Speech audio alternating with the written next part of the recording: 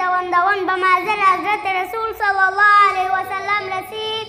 گفت یا رسول الله، پدر من تصمیم گرفته که مالای مرا بگیره.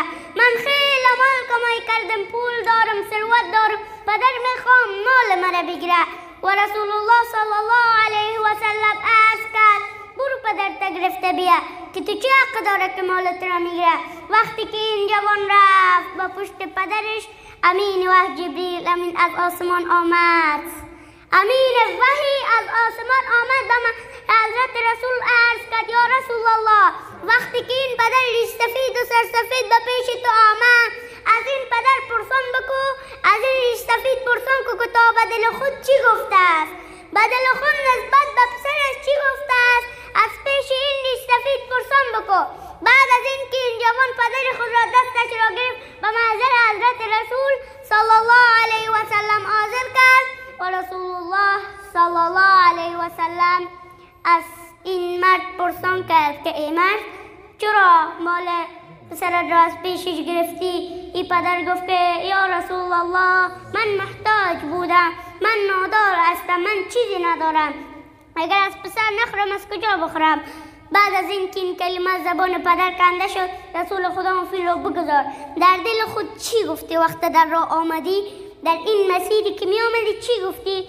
گفت یا رسول الله، وقتی که در مسیر می آمدم به دل خود گفتم ای پسر من، وقتی تو کودک بودی من غذای خود را به تو می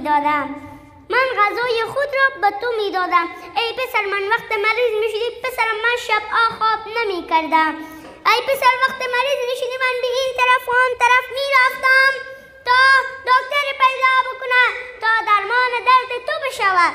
ای پسر من آرزو داشتم تو رشد بکنی و بزرگ شوی، من آرزو داشتم تو زندگی آرام داشته باشی، در کل لحظه های زندگیت کامیاب باشی. و اما ای پسرم حالا بزرگ شدی، لقمه از دهنت میگیری، حالا بزرگ شدی به من احترام نمی کنی، حالا بزرگ شدی آرزو داری من بمیرم.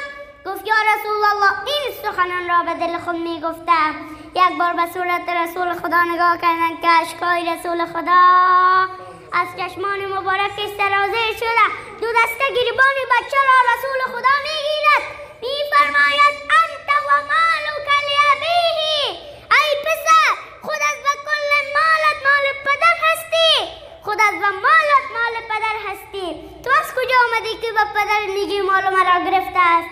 پدر من مال مرا میگیرند، از کجا کرده بودیم مالا؟ کجا بردیم؟ لخت آمده بودیم، لخت مادرزاد، هیچی نداشتیم، لباس در تن و مصرف در تفلکای امروزی، ما خود لخت آمده بودیم. کی ما را پیچانی، کی ما را گرم کرد، کی ما را سرد کرد، کی ما را خورانی، کی با ما خنده سوری گرفت، کی عروسه ما را کرد، کی برای ما زن انتخاب کرد، کی اینها را کرد؟ امر پدر و مادر. السلام علیکم و رحمت الله و برکاته.